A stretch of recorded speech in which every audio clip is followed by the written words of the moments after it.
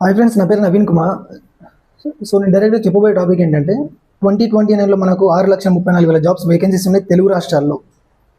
So already ఇప్పటికే 40 లక్షల మంది స్టూడెంట్స్ నిరుద్యోగులు ఉన్నారు.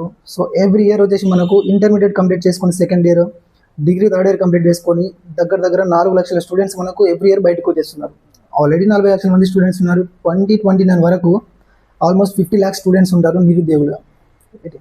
ఒక వ్యక్తి పుట్టాడు, స్కూల్కి వెళ్ళాడు, కాలేజ్కి వెళ్ళాడు, డిగ్రీ పట్టుకున్నాడు, ఎర్రి మొక్కలు వేసుకుని ఆల్రెడీ 50 లక్షల మంది ఇక్కడ నిలబడి ఉన్నాం. పిల్లడు పుట్టాడు, స్కూల్ కాలేజ్ మళ్ళీ వచ్చి ఇక్కడ లైన్ నిలబడాలా ఏంటి? ఆల్రెడీ ఉన్న జాబ్ల గురించి 50 లక్షల మంది ఉన్నారు. సో మనోడు వచ్చేసి మళ్ళీ ఇక్కడ నిలబడాలా. మరి పిల్లల్ని కన్న వాళ్ళు కూడా కొద్దిగా ఆలోచించాలి కదా. ఆల్రెడీ ఇక్కడ 50 లక్షల మంది ఉన్నప్పుడు ఏంటి తల్లిదండ్రులు కూడా ఆలోచించాలి కదా మరి ఎందుకని. సో ప్రతి పేరెంట్స్ అండ్ స్టూడెంట్స్ ప్రతి ఒక్కరు కూడా చూడాల్సిన వీడియో తప్పకుండా చూడండి. 6,34,227 జాబులు ఖాళీ అవ్వబోతున్నాయి. సో దానికి ఇప్పటి నుంచి ప్రిపేర్ అవ్వాలి స్టూడెంట్స్ ఒక్కరు కష్టపడితే అయ్యే జాబులు గెటిన్ అయ్యే జాబ్స్ కాదు ఇవి. వాళ్ళ తల్లిదండ్రులు కూడా దీనికి సపోర్ట్ చేయాలి. సో దానికోసం ఏంటంటే మీరు ఈ వీడియో చూసిన తర్వాత మీకు నచ్చినట్లయితే మీ తల్లిదండ్రులు కూడా ఈ వీడియో చూపెట్టండి. ఏంటి ఎందుకు అని అంటే మీరు ఈ పొజిషన్ ఎక్కాలి, ఆ జాబులు మీకు గెటిన్ అవ్వాలి అని అనుకుంటే తల్లిదండ్రుల సపోర్ట్ కూడా కావాలి. ఆ జాబులు ఏంటి అని చెప్పేసి మీకు నంబర్తో పాటు నేను చూపిస్తాను. సో ఆంధ్రప్రదేశ్లో 13,324 విలేజెస్ ఉన్నాయి. సో ప్రతి విలేజ్కి సర్పంచ్ కావాలి కాబట్టి ఒక విలేజ్కి ఒక సర్పంచ్ లెక్కన వేసుకున్న 13,324 సర్పంచ్ పోస్టులు ఖాళీగా ఉన్నాయి. ప్రతి విలేజ్కి కూడా ఒక 10 మందిని మినిమం వార్డు మెంబర్గా తీసుకున్నా కూడా 1,33,240 మంది వార్డు మెంబర్స్ కావాలి, ఆల్ విలేజెస్ కలుపుకుంటే. సో జెడ్పీటీసీ వచ్చేసి 10,047 ఖాళీగా ఉన్నాయి ఆంధ్రప్రదేశ్లో. సో ఎంపీటీసీ చూసుకుంటే 660 ఖాళీగా ఉన్నాయి. ఎమ్మెల్యే చూసుకుంటే 175, ఎంపీ మెంబర్ ఆఫ్ పార్లమెంట్ చూసుకుంటే 36, చీఫ్ మినిస్టర్ పోస్ట్ చూసుకుంటే 1 ఖాళీగా ఉంది. టోటల్ కలిపితే 157,483 పోస్టులు ఖాళీ అవ్వబోతున్నాయి 2029లో. అందరు వినండి, ఆంధ్రప్రదేశ్లో 157,483 పోస్టులు ఖాళీ అవ్వబోతున్నాయి అని చెప్పేసి మీకు నంబర్తో పాటు నేను చూపిస్తాను, చూద్దాం. సో ఫస్ట్ ఆఫ్ ఆల్ మనం తీసుకుంటే ఇక్కడ కనిపిస్తుంది కదా, తెలంగాణలో విలేజెస్ కౌంట్ ఎన్ని ఉన్నాయంటే 12,751 విలేజెస్ ఉన్నాయి మన తెలంగాణలో. సో వాటికి ఖాళీ అవ్వబోయే పొజిషన్లు ఏంటంటే 12,751 సర్పంచ్ పోస్టులు ఖాళీ అవ్వబోతున్నాయి. దాని తర్వాత నెక్స్ట్ ప్రతి విలేజ్కి అట్లీస్ట్ మినిమం ఒక 10 మంది దాకా వార్డు మెంబర్స్ ఉంటారు. సో ఆ లెక్కన చూసుకుంటే మనకు 1,27,510 1,27,510 మెంబర్స్ వార్డు మెంబర్స్ ఉన్నారు తెలంగాణ మొత్తం విలేజెస్లో. సో దాని తర్వాత చూసుకుంటే ఎంపీటీసీ అని చెప్పేసి 5,773 పోస్టులు. సో నెక్స్ట్ చూసుకుంటే జెడ్పీటీసీ అని చెప్పేసి 566 పోస్టులు. దాని తర్వాత ఎమ్మెల్యేలు చూసుకుంటే 119 పోస్టులు. దాని తర్వాత మన మెంబర్ ఆఫ్ పార్లమెంట్ ఎంపీలు చూసుకుంటే 24 పోస్టులు. దాని తర్వాత చీఫ్ మినిస్టర్ 1 పోస్ట్ ఉంటుంది. కానీ ఈసారి డిసైడ్ చేస్తారనమాట, ఈ పొజిషన్ ఈ కుర్చీలో కూర్చునే ఒక వ్యక్తి వీటన్నిటిని డిసైడ్ చేస్తాడు, ఎలా గెటిన్ అవ్వాలి, ఎలా గెలవాలని చెప్పేసి.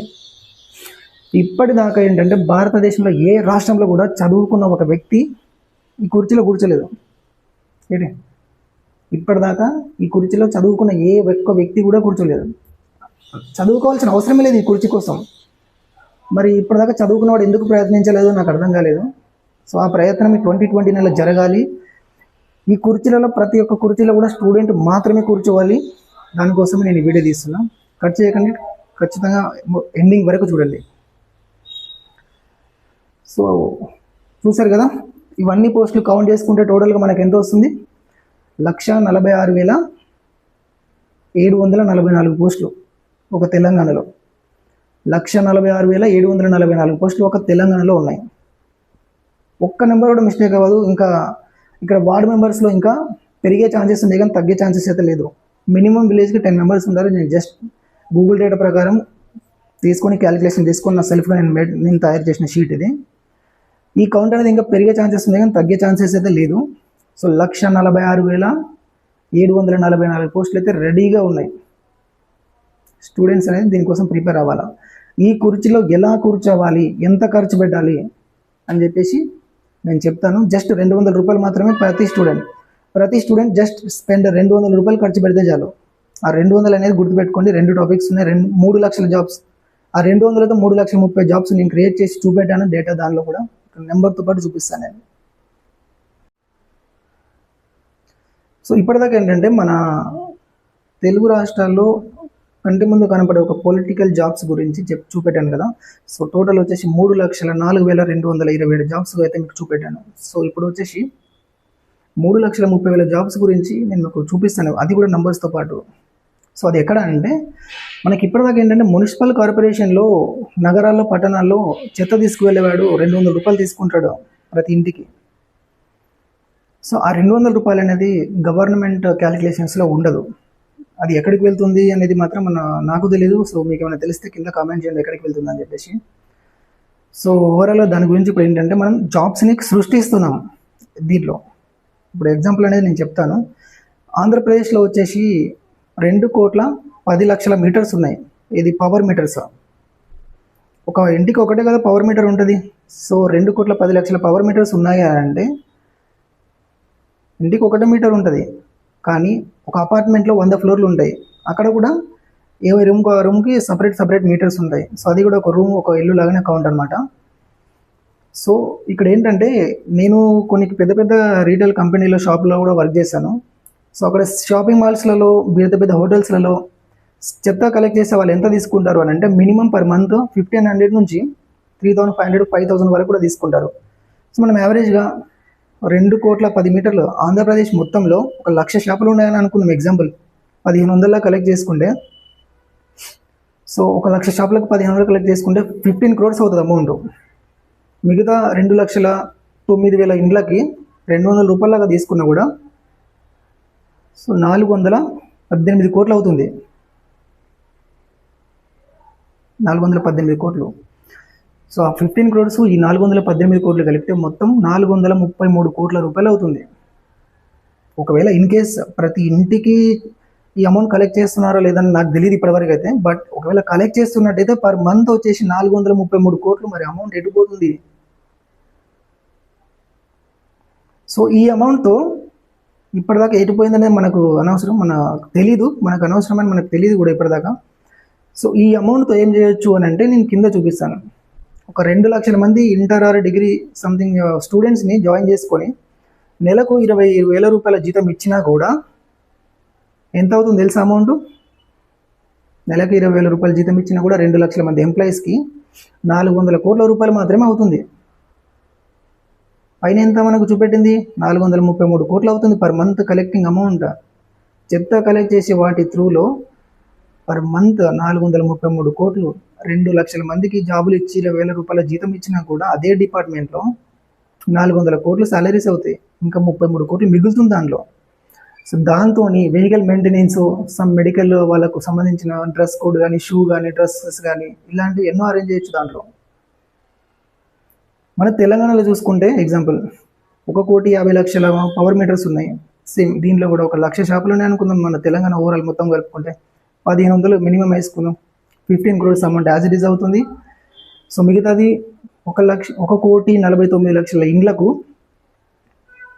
200 రూపాయలు కలెక్ట్ చేసుకున్నా కూడా 298 కోట్ల రూపాయలు అవుతుంది. మొత్తం వచ్చేసి టోటల్ అమౌంట్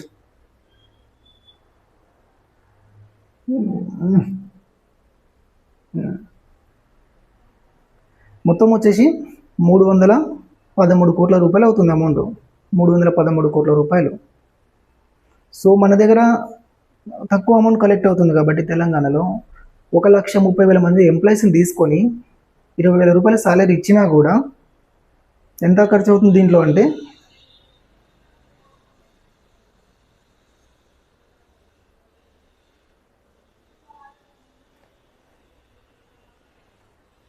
ఎంత ఖర్చు అవుతుంది అంటే 260 కోట్ల రూపాయలు అవుతుంది. ఇంకా బ్యాలెన్స్ మిగులుతుంది 53 కోట్ల రూపాయలు. ఆ 53 కోట్ల రూపాయలతో same dress code, shoes, gloves, something వాళ్ళకు మెడికల్ ఇన్సూరెన్స్, వెహికల్ మెయింటెనెన్స్కి నెలకి 53 కోట్లు అవుతుందా?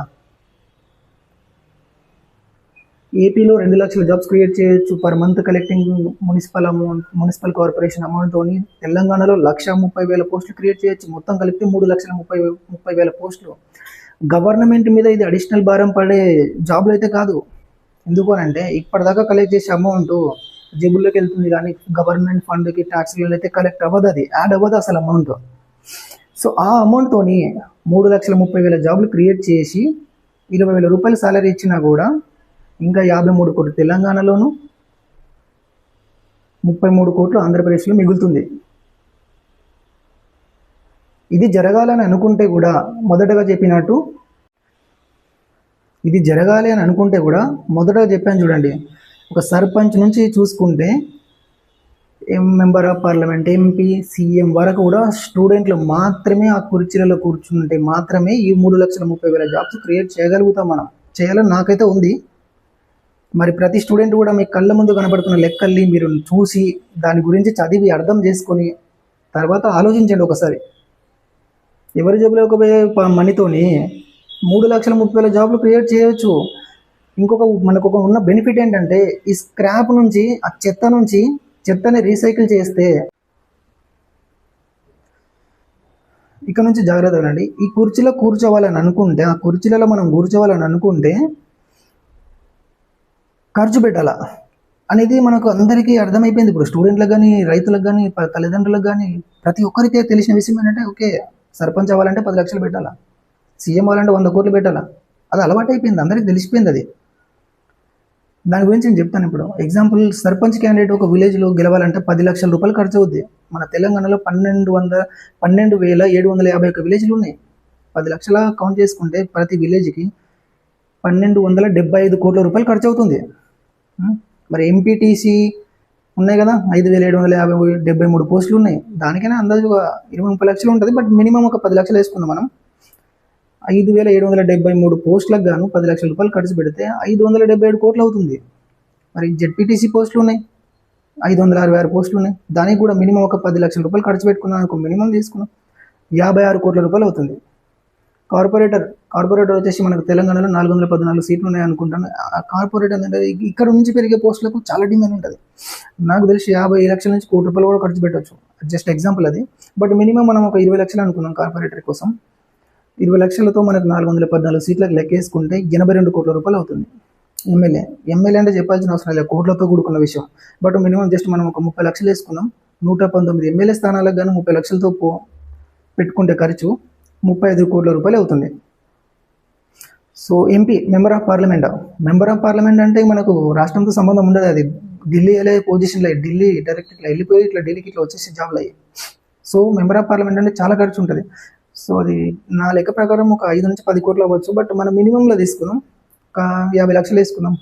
24 మెంబర్ ఆఫ్ పార్లమెంట్ పొజిషన్లకు 50 లక్షలాగా తీసుకుంటే 12 కోట్ల రూపాయలు అవుతుంది. CM number 1 post in the Telangana state. ఏ స్టేట్లో కూడా నంబర్ 1 పోస్ట్ అన్నట్టు ఇది సీఎం అంటే దానికోసం ఎవరిని అడిగినా చెప్తారు, మన తెలంగాణ కాదు, ఆంధ్రప్రదేశ్ కాదు, ఇక్కడ ఎవరిని అడిగినా చెప్తారు సీఎం అవ్వాలంటే ఎంత ఖర్చు పెట్టాలంటే మినిమం ఒక 100-200 కోట్లు అవ్వచ్చు. బట్ మనం జస్ట్ 10 కోట్లు తీసుకున్నాం. ఎగ్జాంపుల్ 10 కోట్లు తీసుకున్నాం. ఈ సర్పంచ్ పదవి నుంచి సీఎం పదవి దాకా ప్రతి ఒక్క క్యాలిక్యులేషన్ని చూసుకుంటూ వస్తే మొత్తం 2,047 కోట్ల రూపాయలు అవుతుంది. సీఎంగా ఒక వ్యక్తి గెలవాలనుకుంటే జిల్లా నుంచి, ఒక రాష్ట్రం నుంచి అన్ని జిల్లాలలో పాటు, అన్ని మండలాలతో పాటు, అన్ని విలేజ్లలో కూడా ఆయన పార్టీని గెలిపించుకోవాలి. అప్పుడే సీఎం అవుతాడు. అంత ఈజీగా ఎవరు కదా. సో ఆయన సీఎం అవ్వడానికి 2,040 కోట్ల రూపాయలు ఖర్చు పెడుతున్నాడు. మరి 5 సంవత్సరాలలో వచ్చే ఎలక్షన్కి 2,000 కోట్లు ఖర్చు పెట్టినప్పుడు, అయ్యా నాకు జాబులు ఇయ్యా, 5,000 కోట్లు వేసినావు, 10,000 పోస్టులు వేసినావు, 1,00,000 జాబులు ఇయ్యా, 50,000 జాబులు ఇయ్యా అంటే ఎక్కడి నుంచి ఇస్తాడు? ఎందుకు ఇస్తాడు? 2,000 కోట్లు లంచంగా పడేసి, జనాలకి తాగుడు మందుని ఇట్లా పడేసి ఓట్లను కొనుక్కొని గెలిచిన తర్వాత ఆయన ఎందుకు ఇస్తాడు మీకు జాబులు ఇవ్వమంటే? మనకి ఎందుకు ఇస్తాడు బాస్? స్టూడెంట్గా లెక్కలు చెప్తున్నాను, జస్ట్ వినండి. అసలు నేను 10th క్లాస్లో ఉన్నప్పుడు మ్యాథమెటిక్స్ పాస్ అవ్వడమే డేంజరస్ అన్నట్టు. నాకు అంత లెక్కలు రాదు. ఇన్ని లెక్కలు మీకు రాసి చూపిస్తా. గ్రామం నుంచి సీఎం స్టేట్ దాకా, గ్రామం నుంచి రాష్ట్రం దాకా ఆయన 2,000 కోట్లు ఖర్చు పెడుతున్నాడు సీఎం సీట్ కోసం, గెలవడం కోసం. 2,000 కోట్లు ఖర్చు పెట్టిన తర్వాత ఆ 2,000 కోట్లు అనే జేబులో నుంచి తెచ్చి పెట్టే డబ్బులు కాదు, అవి బయట నుంచి వస్తాయి. దాన్ని ఫండ్ అంటారు, డొనేషన్ అంటారు. గెలిచిన తర్వాత దానికి డబల్ ఇచ్చేది ఉంటుంది మళ్ళీ. సో 2,000 కోట్లు ఖర్చు పెట్టి గెలిచాడు అనుకుందాం. గెలిచిన తర్వాత ఇందాక చెప్పాను కదా, అమౌంట్ అనేది రిటర్న్ చేయాలి. మళ్ళీ ఎక్కడి నుంచి చేయాలి? సో ఏదో ఒకటి చేసి ఆ రిటర్న్ ఇచ్చేసాడు. మరి గెలిచిన తర్వాత ఇంకా 5 సంవత్సరాల సీట్లో కూర్చుంటాడు కదా ఆయన. ఆ సీట్లో కూర్చున్న తర్వాత ఆయనకు ఒక ఆశ పుడుతుంది, నెక్స్ట్ వచ్చే ఎలక్షన్స్లో కూడా నేనే గెలవాలా. ఈసారి అంటే ఎవరెవరో డొనేషన్ ఇచ్చారు, సో అమౌంట్ వచ్చింది, గెలిచాం. బట్ నెక్స్ట్ ఇయర్ ఎవరిని అడగాల్సిన అవసరం లేకుండా నా సొంత ఖర్చుతో నేను సీఎం అవ్వాలని ఒక ఆలోచన వస్తుంది. 5 ఏళ్ళ పదవిలో ఉన్నప్పుడు నెక్స్ట్ ఇంకొకరిని అడుక్కోవాల్సిన అవసరం ఏంటి? సో నెక్స్ట్ వచ్చే ఎలక్షన్లకి ఇప్పుడున్న ఖర్చుల కోసం ఇప్పుడున్న ఖర్చులు ఈ పరిస్థితులను బట్టి 2,000 కోట్లు పెట్టాడు. సో నెక్స్ట్ వచ్చే 5 ఏళ్లలో అన్నీ మారిపోతాయి, ఖర్చులు మారుతాయి. సో అప్పుడు 2,000 కోట్లు పెట్టిన ఇప్పుడు 4,000 కోట్లు వేద్దాం, వెనకేయాలి. అప్పుడు గెలవాలంటే మరి ప్లాన్ ఉంటుంది కదా. ఆ 4,000 కోట్లు ఎక్కడి నుంచి సంపాదించాలి? స్టూడెంట్స్ వింటున్నారా? 4,000 కోట్లు ఎక్కడి నుంచి సంపాదించాలి? నన్ను అడిగితే నేను చెప్పే ఫస్ట్ విషయం ఏంటంటే జాబ్స్.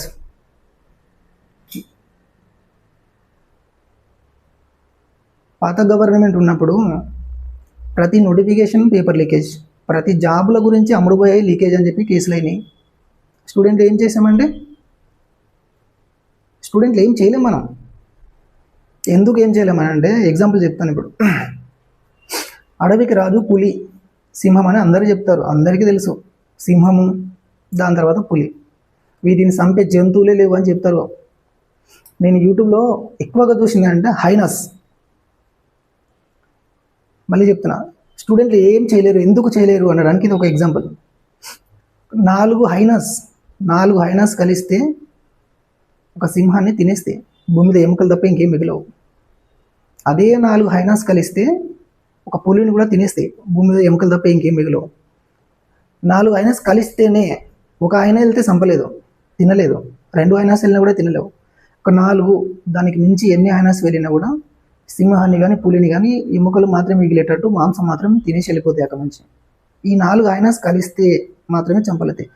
ఈ కలవడాన్ని యూనిటీ, ఐక్య మతం అంటారు. ఐక్య మత్యం. ఈ 4 కలిస్తేనే ఎంతటి జంతువునైనా భయంకరం దానైనా 4 హైనాస్ తినేస్తాయి. నేను యూట్యూబ్లో కొన్ని వందల వీడియోస్ చూసాను ఇలాంటి హైనాస్ గురించి మాత్రమే. నాకు హైనాస్ అంటే చాలా ఇష్టం. పులి, సింహం అంటే ఇష్టం ఉండదు, హైనా అంటే ఇష్టం. ఎందుకంటే కలుపుకున్నప్పుడే ఏ జంతువునైనా ఎదిరించగలుగుతాయి హైనాస్.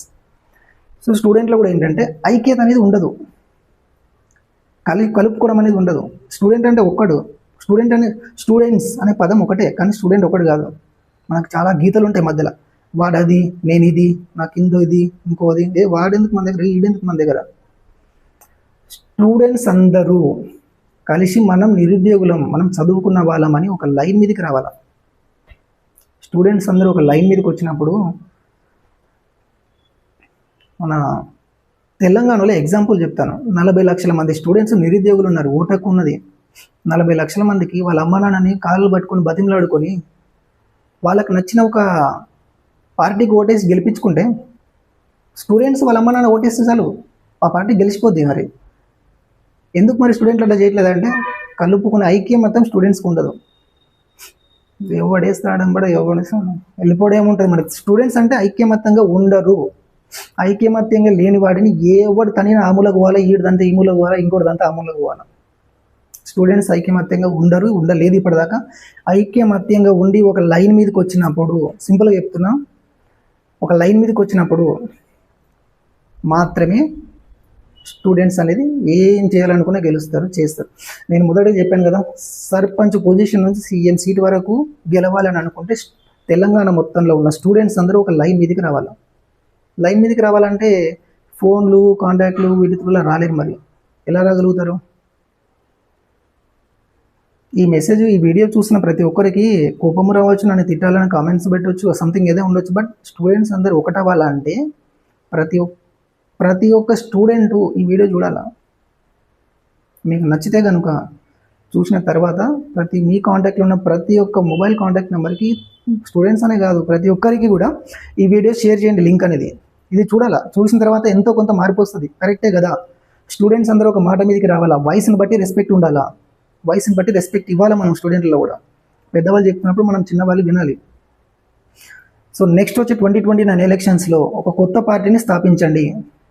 తెలుగు రాష్ట్రాల్లో, ఒక రాష్ట్రంలో కాదు, తెలుగు రాష్ట్రాల్లో ఒక కొత్త పార్టీని స్థాపించండి. స్టూడెంట్స్ అందరూ ఒక లైన్ మీదకి రావాలి. 50 లక్షల మంది స్టూడెంట్ కలుసుకొని వాళ్ళ తల్లిదండ్రులతో కాళ్ళు పట్టుకుంటారు, బతిమలాడుతారు, ఏం చేస్తారు? మీ పార్టీకి ఓట్లు వేయించుకోండి. 50 లక్షలు ఇంటూ ఇద్దరు పేరెంట్స్ని వేసుకుంటే కోటిన్నర మంది ఉన్నారు. గతం 1.5 కోటి మంది ఓటాకున్న స్టూడెంట్స్ వాళ్ళ తల్లిదండ్రులే ఉన్నారు. ఇప్పుడున్న జెన్జీ జనరేషన్ వాళ్ళు మీ ఇంట్లో వాళ్ళే కదా. ఇప్పుడున్న నిరుద్యోగులకు తమ్ముళ్ళు చెల్లెంలే కదా వాళ్ళు కూడా. జెన్జీ అనే ఇప్పుడు జనరేషన్ వాళ్ళు ఇప్పుడున్న నిరుద్యోగుల తమ్ముళ్ళు చెల్లెంలే కదా. మీరు ఇష్టపడే రిక్వెస్ట్ చేసుకున్నా, ఎక్కడ తిన్నా తాగినా, ఎక్కడ డబ్బులు తీసుకున్నా, ఏం చేసినా ఓటు మాత్రం మన పార్టీకి వేసేలాగా మాట్లాడుకొని కన్విన్స్ చేయండి, ఎక్స్ప్లెయిన్ చేయండి వాళ్ళకు సొసైటీలో ఏం జరుగుతుందని. అప్పుడే కదా ఈ పార్టీ అని స్టూడెంట్స్ అంతా ఒక దగ్గరికి వచ్చినప్పుడు గెలవడానికి ఉంటుంది. సర్పంచ్ నుంచి సీఎం పొజిషన్ల వరకు స్టూడెంట్లు మాత్రం కూర్చున్నప్పుడు మార్పు అనేది జరుగుతుంది. ఈ చెప్పిన 3,30,000 జాబ్లు అనేది ఎగ్జాంపుల్ మాత్రమే. ఇది జస్ట్ నా తెలివితో నేను గెస్ట్ చేసి రాసుకొని చెప్పిన ఎగ్జాంపుల్ ఇది. నేను చెప్పినంత మాత్రం ఇది ఏం జరగదు. బట్ స్టూడెంట్స్ ఆ కుర్చీలలో కూర్చుంటే 20 నుంచి 30 లక్షల జాబ్లు క్రియేట్ చేయొచ్చు విదిన్ 2 yearsలో. ఆ కుర్చీలో కూర్చోవాలి, ఆ జాబ్లు అనేది క్రియేట్ అవ్వాలా, దేశం అనేది మారాలా, రాష్ట్రం మారాలా. రాష్ట్రం మారాలంటే పల్లెలు మారాలా, దేశం మారాలంటే రాష్ట్రాలు మారాలా, రాష్ట్రాలు మారాలంటే జిల్లాలు, పల్లెలు అన్నీ మారాలి. పల్లెటూరు నుంచి మొదలు పెట్టండి. స్టూడెంట్స్ అనేది యూనిటీ ఎలా అవ్వాలని చెప్పేసి పల్లెటూరు నుంచి మొదలు పెట్టండి, ఖచ్చితంగా అవుతారు. వీడియో చూసిన తర్వాత స్టూడెంట్లు ఏంటి, సర్పంచ్లు, వార్డు మెంబర్లు అవ్వడం ఏంటి, ఎమ్మెల్యేలు, ఎంపీలు, సీఎం అవ్వడం ఏంటి అని చెప్పి సింపుల్గా తీసుకోకండి. మన పుట్టిన దగ్గర నుంచి మనం 2024 వరకు చూసింది ఏంటంటే అలవాటు. అది డబ్బులు పెడితేనే ఈ కుర్చీలలో గెలుస్తాం, కూర్చుంటామని ఒక అలవాటు అయిపోయింది అది. సో అలా కాదు, జస్ట్ 200 రూపాయలు, 50 లక్షల మంది ఉన్న నిరుద్యోగులు 200 రూపాయలు డొనేట్ ఖర్చు చేస్తే మాత్రమే ఒక కొత్త పార్టీని సృష్టించండి. 2029 ఎలక్షన్స్లో ఖచ్చితంగా కొత్త పార్టీ రావాలి. స్టూడెంట్స్ ఒక లైన్ మీదకి రావాలి, వాళ్ళ పేరెంట్స్తో మాట్లాడాలా, కాళ్ళు పట్టుకుంటారు, బతిమలాడతారు, చేసేయండి, అడగండి, మాట్లాడండి, వాళ్ళకి ఎక్స్ప్లెయిన్ చేయండి. నేను ఎందుకు ఇవన్నీ చెప్తున్నాను అంటే చెప్తాను. ఇప్పుడు ఎందుకు చెప్తున్నానంటే మన భవిష్యత్తు ఆల్రెడీ నిరుద్యోగులుగా మారిపోయాం. మన చెల్లెళ్ళు, పిల్లలు, ఈ జెన్జీ జనరేషన్ వాళ్ళందరూ ఇప్పుడు పుట్టబోయే ప్రతి ఒక్కడు బడికి పోతా ఉన్నాడు, కాలేజీకి పోతా ఉన్నాడు. తిరిగి వచ్చి ఏంటంటే ఆల్రెడీ 50 లక్షల మంది జాబ్ లేకుండా పడి ఉన్నాం మనం ఇట్లా తెల్ల మోకాలు వేసుకొని. దాని తర్వాత ఇప్పుడు పోయే జనరేషన్ అంతా కూడా తిరిగి మన వెనక వచ్చి లైన్లో నిలబడాలి జాబ్ల కోసం. ప్రపంచ సైంటిస్టులు చెప్తున్నారు 2030 నాటికి భారతదేశంలో ఉన్న ప్రధాన నగరాలలో తాగడానికి నీళ్లు దొరక గ్రౌండ్ వాటర్ 0 లెవెల్కి వెళ్ళిపోతుందని చెప్పేసి. ఎందుకు చెప్తున్నారు తెలుసా? గ్రౌండ్ వాటర్ ప్రైవేట్ వ్యక్తుల చేతుల్లోకి వెళ్ళిపోతుంది. తాగే నీరు అనేది ప్రైవేట్ వ్యక్తుల చేతుల్లోకి వెళ్ళిపోతుంది ఆల్రెడీ. ఒక రాష్ట్రంలో విన్నా నేను, ఒక కంపెనీ తీసుకొస్తున్నారు ఒక రాష్ట్రంలో, ఒక రాష్ట్ర జనాభా తాగే ఒక రోజు డేటా నీరు ఒక కంపెనీకి రాసి చేస్తున్నారు. దేనికోసం? సరే జాబులు సృష్టిస్తున్నాము, జాబులు ఇస్తున్నామని అంటున్నారు. ఈ జాబులు అడగండి అయ్యా, సారు నాకు 20,000 జీతం ఇస్తే చాలు, నేను వెళ్తా, మీరు వెళ్తారు, 20,000 జీతం ఇస్తే చాలు, నేను మున్సిపల్ కార్పొరేషన్లో చెత్త జాడి కొడతాను, ఆ చెత్త తీసుకెళ్ళి బండిలో వేసుకొని రీసైకిల్ చేసుకొని నా జాబ్ చేస్తాను సార్, నాకు ఈ జాబులు ఇప్పించండి. ఎలాగో గవర్నమెంట్కి భారం పడిన జాబులు కదా ఇవి. 2 లక్షల జాబులు ఆంధ్రాలో, 1,30,000 జాబులు తెలంగాణలో ఉన్నాయి కదా. భారం పడదు గవర్నమెంట్ మీద, ఎలాంటి భారం, రూపాయి భారం పడకుండా ఇంకా మిగులుతుంది దానిలో. అక్కడ పర్యావరణాన్ని, ప్రజలకు తాగు నీరు లేకుండా, తిండి లేకుండా చేసే జాబులు ఏం జాబులు అయ్యి? ఒక్కసారి డబ్బు ఖర్చు పెట్టి పైన కుర్చీలో కూర్చున్న తర్వాత ఆయన ఏం చేసినా మనం భరించాల్సిందే, ఏం చేసినా అనుభవించాల్సిందే, ఏం చేయలేం మనం. ఆయన కాళ్ళు పట్టుకొని బతిమలాడదామన్నా ఆయన దొరకడు. ఆయన కాలి జాడ కూడా దొరకదు మనకు ఆ కుర్చీలో కూర్చోబెట్టడానికి. స్టూడెంట్స్ వాళ్ళ తల్లిదండ్రులు అందరు కలిసి మందు తాగి బిర్యానీ తినేసి 3 రోజులు ముచ్చట ఎంజాయ్ చేసేసి ఒక పండగలా చేసి ఆ కుర్చీలో కూర్చోబెట్టేస్తున్నారు. అందులో ఒక పెద్ద మనిషిని. పెద్ద మనిషి గెలిచిన తర్వాత మళ్ళీ 4 సంవత్సరాల దాకా కనపడాడు. 5వ సంవత్సరంలో మళ్ళీ కిందికి దిగుతాడు. జాబులు ఇస్తాడు, 1,00,000 జాబులు, 2 లక్షల జాబులు, పేపర్లో పెద్ద యాడ్ ఇస్తాడు. స్టూడెంట్స్ డిబ్బగాలి కదా, చదువుకున్నా కానీ మనకి ఇది ఉండదు కదా. 2,000 కోట్లు ఖర్చు పెట్టి ఒక సంవత్సరంలో ఊర్లోకి వచ్చినాడు, ఎందుకు అని జాబులు ఇస్తాడు? ఎగ్జాంపుల్, నేను ఒక చిన్న ఎగ్జాంపుల్ ఇప్పుడు చెప్పాను కదా, చూపిస్తా. ఆంధ్రాలో 2 లక్షల జాబులకి 20,000 రూపాయలు జీతం ఇచ్చిన కూడా నెలకు, ఆంధ్రాలో 2 లక్షల జాబులకి 20,000 రూపాయలు జీతం ఇస్తే ఎంత అవుతుంది? నెలకు 400 కోట్లు అవుతుంది. మరి ఆయన ఖర్చు పెట్టింది ఎంత? ఊర్ల కోసం, ఎలక్షన్ల కోసం 2,000 కోట్లు. 400 కోట్లతోని 2 లక్షల మందికి జాబ్ ఇవ్వచ్చు పర్ మంత్. 2,000 కోట్లు ఖర్చు పెట్టి సీఎం సీట్లో కూర్చున్న తర్వాత ఎన్ని జాబులు అమ్మితే 400 కోట్లు వస్తాయి? కనబడుతుంది లెక్క? వినబడుతుందా? 2 లక్షల జాబులు 20,000 జీతం ఇస్తే 400 కోట్లు అవుతుంది పర్ మంత్. మరి ఆయన ఖర్చు పెట్టిన 2,000 కోట్లు తిరిగి తీసుకోవాలంటే ఎన్ని జాబులు అమ్మాలి? ఎంతకు అమ్మాలి? ఆలోచించండి, ప్రతి ఒక్కరు ఆలోచించాలా, మారాలా, మార్పు రావాలా, స్టూడెంట్లో రావాలా. పర్యావరణాన్ని నాశనం చేస్తున్నారు. 2030 లోపల 2030 లోపల తాగే నీరు దొరకదని చెప్పి ప్రపంచ సైంటిస్టులు భారతదేశానికి వార్నింగ్ ఇస్తున్నారు. మరి మనోళ్ళేంట్రా అంటే జాబులు సృష్టిస్తున్నాము, జాబులు చేసుకోండి. చేతిలో ₹1,00,000 ఉన్న తాగడానికి నీళ్ళు లేకపోతే మనం ఏం చేయలేము. మన భవిష్యత్ తరాలు దెబ్బతినేస్తాయి. చదువుకున్నవాడు ఆ కుర్చీలలో కూర్చోవాలనే తాపత్రయంతో, నా ఆవేదనతో, ఆ బాధతోని ఈ వీడియో తీస్తున్నాను నేను. చదువుకున్నవాడు ఖచ్చితంగా 2029 ఎలక్షన్లో ఆంధ్ర తెలంగాణనే కాదు, నేను ఇండియా కోసం కూడా ఒక వీడియో తీస్తున్నాను ఇదే టాపిక్ మీద. ఆ వీడియో ఎంత వైరల్ అవ్వాలంటే దేశంలో ఉన్న ప్రతి స్టూడెంట్ మొబైల్కి రీచ్ అవ్వాలా. నెక్స్ట్ వచ్చే ఎలక్షన్స్లో దేశం యొక్క పీఠంలో కూడా స్టూడెంట్లు కూర్చోవాలి. ఇది నా తెలుగు భాష కాబట్టి తెలుగు వాళ్ళ కోసం నేను తీస్తున్న తెలుగు వీడియో. ప్రతి ఒక్కరికి షేర్ చేయండి. ఖచ్చితంగా నెక్స్ట్ వచ్చే ఎలక్షన్స్లో స్టూడెంట్లే కూర్చోవాలి.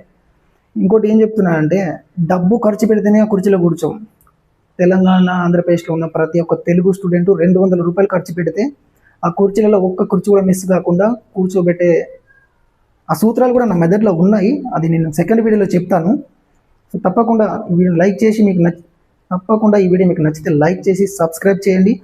అండ్ ప్రతి స్టూడెంట్కి, మీ మొబైల్లో ఉన్న ప్రతి కాంటాక్ట్కి మీరు ఈ వీడియోని షేర్ చేయండి. ప్రతి ఒక్కరికి తెలియాలా. ఈ వీడియో ఎంత వైరల్ అవ్వాలంటే 9 కోట్ల తెలుగు జనాభా ఉన్నటువంటి అందరికీ ఈ వీడియో అనేది తెలిసిపోవాలి ఒక నెల లోపల. నేను తెలంగాణలో మొట్టమొదటి విశ్వవిద్యాలయం అనేటువంటి ఉస్మానియా క్యాంపస్కి జస్ట్ 4 కిలోమీటర్ల దూరంలోనే ఉంటాను నేను. ఈ వీడియో చూసిన తర్వాత స్టూడెంట్లు అందరూ కూర్చొని డిస్కస్ చేయండి. మళ్ళీ చెప్తున్నా, స్టూడెంట్ల కుర్చీలో కూర్చుంటే మాత్రమే మార్పు జరుగుద్ది. 2,000 కోట్లు ఖర్చు పెట్టి ఎవ్వరు జాబులు ఫ్రీగా ఇవ్వరు. మనం పక్కింటోనికి ఒక 500, 1,000 ఇస్తేనే అని పరాన్ని తీస్తాం. మరి డబ్బులు ఇరా. అలాంటిది సీటు కోసం 2,000 కోట్లు ఖర్చు పెట్టిన తర్వాత నువ్వు నిజాయితీగా జాబులు అయ్యా జాబులు ఇయ్యా అంటే ఇస్తారా? ఎందుకు ఇస్తారు? ఆ కుర్చీలో కూర్చోబెట్టింది మీరు కదా, డబ్బులు తీసుకొని మందు తాగి బిర్యానీలు తినేసి. ఈసారి స్టూడెంట్స్ అండ్ వాళ్ళ తల్లిదండ్రులు అందరు ఏకమైపోయి ఒక పార్టీ అనేది స్థాపించండి. ఏ పార్టీ స్థాపిస్తే బాగుంటుంది అనేది మీరు కింద కామెంట్ చేయండి. ఎక్కువ వచ్చిన కామెంట్ని పట్టుకొని మనం ఖచ్చితంగా ట్రై చేద్దాం. ఉస్మానియా క్యాంపస్లో ఉన్న స్టూడెంట్స్ అందరూ ఫస్ట్ ఆఫ్ ఆల్ తెలుగు రాష్ట్రాల్లో తెలంగాణ ఉద్యమంలో ఉస్మానియా పాత్ర ఏంటనేది నాకు బాగా తెలుసు. ఉస్మానియా క్యాంపస్లోనే మళ్ళీ స్టూడెంట్ల కోసం ఒక కొత్త పార్టీ అనేది రావాలి. సో నేను ఇదే క్యాంపస్కి 4 కిలోమీటర్ల దూరంలో ఉంటాను. నాకు స్టూడెంట్స్ నుంచి సపోర్ట్ అనేది వచ్చింది అంటే నేను డెఫినెట్లీ అందులో వెళ్ళి జాయిన్ అవ్వడానికి నేను రెడీగా ఉన్నాను.